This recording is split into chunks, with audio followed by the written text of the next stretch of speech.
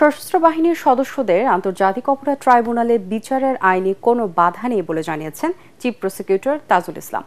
তিনি বলেন, ট্রাইব্যুনাল গঠন হয় সশস্ত্র বাহিনীর সদস্যদের বিচারের লক্ষ্য নিয়ে, তাই বিষয়টি নিয়ে বিতর্কের কোনো সুযোগ নেই। এর আগে অন্য একটি মামলার শুনানিতে ট্রাইব্যুনাল ২ এর চেয়ারম্যান বিচারপতি নজরুল ইসলাম চৌধুরী জানতে চান ডিফেন্স সদস্যদের ট্রাইব্যুনালে বিচারের সুযোগ রয়েছে কিনা। জবাবে এসব জানান চিফ প্রসিকিউটর। আরও জানাচ্ছেন হুমায়ুন চিশতি। ৫ আগস্ট ২০২৪ স্বৈরশাসক শেখ হাসিনার পতনের দিন রাজধানীর আশুলিয়ায় ঘটে নারকীয় ঘটনা।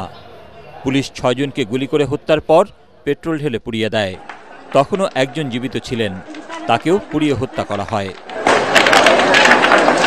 তদন্ত শেষে আনুষ্ঠানিক অভিযোগ গঠনের পর রোববার সূচনা বক্তব্য উপস্থাপনের মধ্য দিয়ে শুরু হলো এই মামলার আনুষ্ঠানিক বিচার।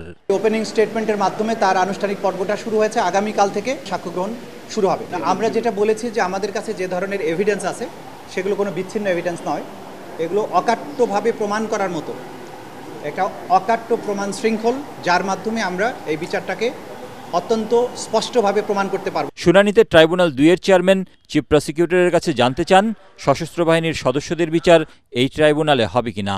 এটা অকাট্যভাবে প্রমাণিত এবং আইনের প্রত্যেকটা ধারা উপধারা উল্লেখ করে আমরা ট্রাইব্যুনালকে দেখিয়েছি যে এই আইনটা মূলত আর্মড এবং অক্সিলিয়ারি ফোর্সের বিচারের জন্য।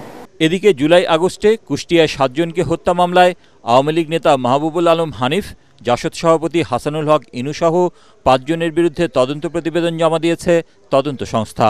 মানবতা বিরোধী অপরাধের দায়ে তাদের বিরুদ্ধে তদন্ত রিপোর্ট দাখিল হয়েছে। এটার ভিত্তিতে আমরা খুব সহসাই আনুষ্ঠানিক অভিযোগ বা ফরমাল চার্জ দাখিল করব। আগামী ২৯শে সেপ্টেম্বর এই ফরমাল চার্জ দাখিলের জন্য তারিখ নির্ধারণ করা হয়েছে। এদিকে ২০১৪ সালে মেহেরপুরে এক শিক্ষার্থীকে হত্যার ঘটনায় সাবেক জনপ্রশাসন মন্ত্রী ফরহাদ হোসেনের বিরুদ্ধে তদন্ত শেষ করতে ১৬ নভেম্বর পর্যন্ত সময় দিয়েছে ট্রাইব্যুনাল ১। একই আদালতে চানখারপুল মামলার ৭ম দিনের সাক্ষ্য গ্রহণ অনুষ্ঠিত হয়।